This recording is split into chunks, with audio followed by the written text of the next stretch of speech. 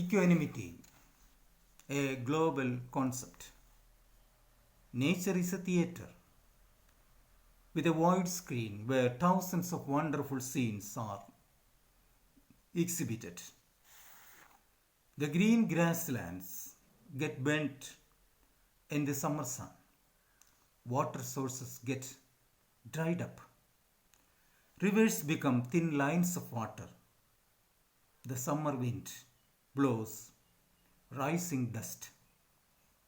Then one day suddenly nimbus clouds gather in the sky with accompaniment of cold wind and lightning. Rain starts pouring. The land which was dry till now gets wet and damp. Green shoots leap up out of it as if called by someone. Water fills in the fields and canals. Rivers overflow, and all around there is the music of water gushing up through.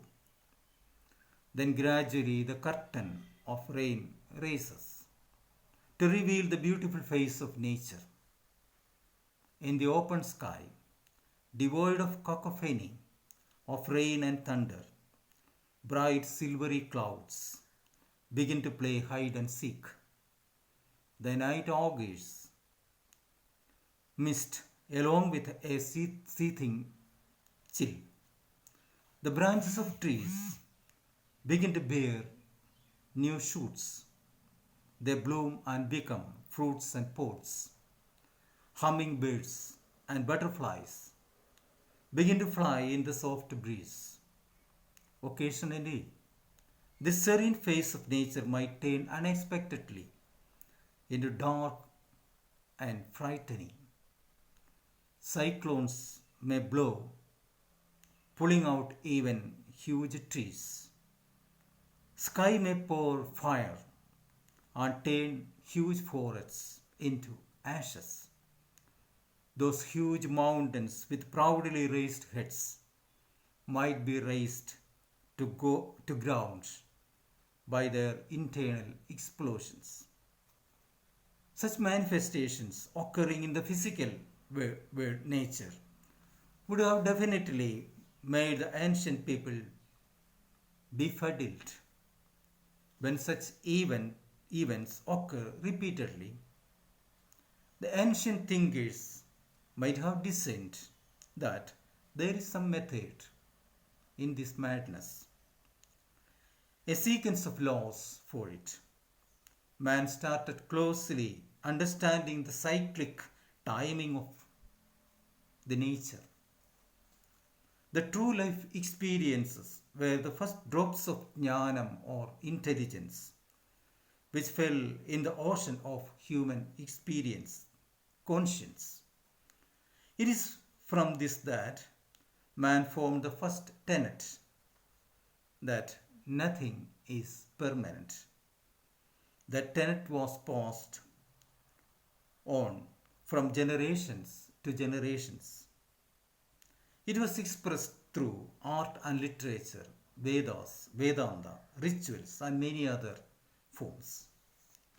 Philosophers gave it a spiritual insight also. They added one more fact to it, that this world and the great universe that we see are not only ephemeral but also surreal.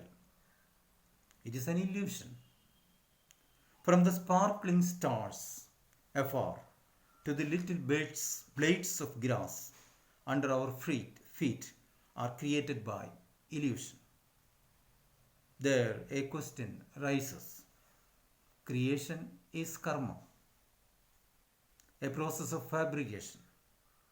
And to perform a karma, there is a requirement of a doer or karta. So who is the karta of this universe?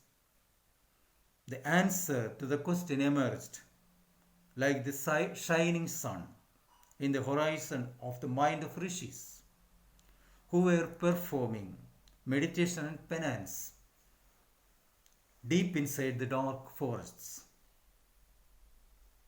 The the one and only perennial truth. They called it Brahma. The rishis named that invisible, formless, and primordial force which manifests everything through the process of constant vibration, sustaining it, and then merging them all back into that force. And that is Brahman or Paramatma. The humans who accepted the pleasures and tragedies affected by the vagaries of nature with equanimity discovered yet another truth, that the nature does not show partiality to anything. Sun radiates heat and light to every living and non-living beings. Rain pours for everything. Wind touches everything. Snow makes everything cold. Fire burns everything. Soil becomes the mother for every seed. Man must have felt that this equanimous attitude of the nature deserves to be worshipped. From that feeling was born the eternal and universal concept which gradually evolved into a vision called equanimity. A number of religions took shape based on that concept. A number of doctrines of faith and laws were developed based on that concept. A number of political and non-political organizations were also formed. There is an aphorism, truth is only one. Learned men interpret it differently. Egam sat, vipra behuda vadanti. Vision is another name for truth. The equanimity concept, which is shared by all humans, regardless of the fact whether one is an Oriental or Occidental, gave rise to varied interpretations. We feel that each of them is an individual concept. The equanimity concept interacts with man's everyday life in the form of culture. Culture simply means way of life. Every human being craves for an equal status in the society, ensuring respect and dignity. What culture demands is also that only. Wherever equality is denied, culture appears battle ready in the chariot driven by the concept of equanimity. All revolutions are cultural revolutions. It is only that the political ideology augments justifications for it. The concept of equanimity is defined by circumstances existing at that particular period of time. In a country where few people are ultra rich and others are poor, equality is economic equality. Where white people get special privileges and blacks get prison, it is racial equality. Where the power is wielded by a handful of people, while majority of the rest are subjected to servitude, it is a matter of equality to rule.